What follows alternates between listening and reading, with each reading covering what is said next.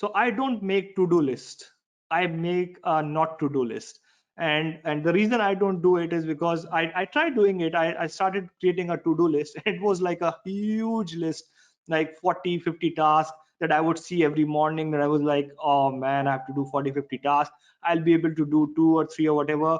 And in the end, I'll feel like, oh, I've got 47 other tasks to do, and just felt like burden. And that to-do list never ends up. So what I did was I started creating a don't do list. So I actually used Kanban board, and if you're from IT, you would be knowing Kanban board or Jira. If you're not even from IT, Kanban board is something pretty simple. Is like if you take a board and divide it into 5 parts or 4 parts, like 4 columns, and the first column that I keep is don't do.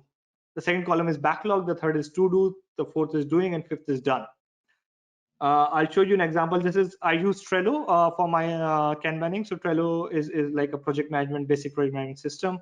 And as you can see, that the first thing in column in here is don't do.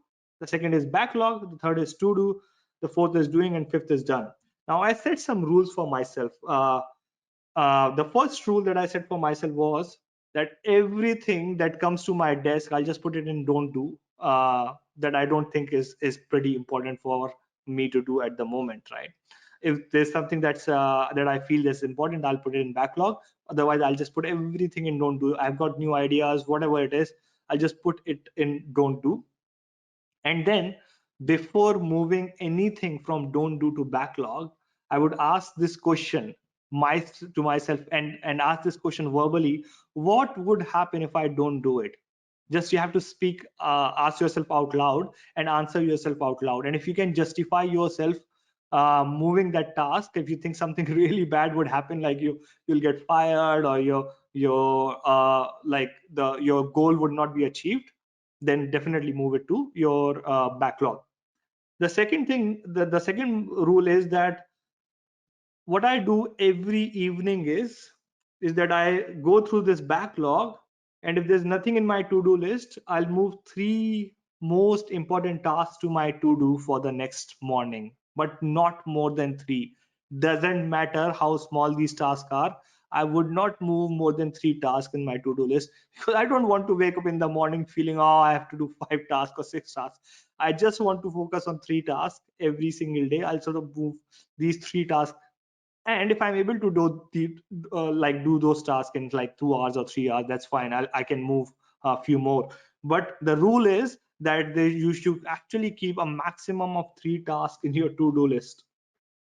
And don't do it when you go to office or when you start working. Do it in the evening before you start working. Never go to work before having clear priorities on what you need to do, right? It's like the most unproductive thing that you can do is you can just appear for the work, or fire up your laptop and then decide what do I need to do. You need to be able to decide that in the afternoon and then start working on it. The next thing, the next rule is that don't look at your backlog in the morning. So I would never look at my backlog in the morning, because in the morning I want to be energized, I want to be happy, and I want to focus on my to do. So I would not look at my backlog. I would not look at my don't do list. The only thing that I would look at is my to do. That's it. I don't care about, I don't have 50 tasks, right? So that's the perception. I only have 3 tasks that I need to do today, and I'm going to achieve it. That's the mindset that will change you from the compulsion to excitement. So rather than going to work and feeling, oh, compelled, I have to complete so many tasks, now I'm turning it to excitement, that all right, I have to attend these 3 tasks today. I'm going to nail them down and come emerge out as victorious person, right? So you don't build Rome in one day. You don't clear a game or win a game in one day. You clear it in stages. Similarly, task would always be there. You clear your backlog one by one. You clear your to do one by one as well. And then the next thing is that you should not have more than 2 tasks in your doing.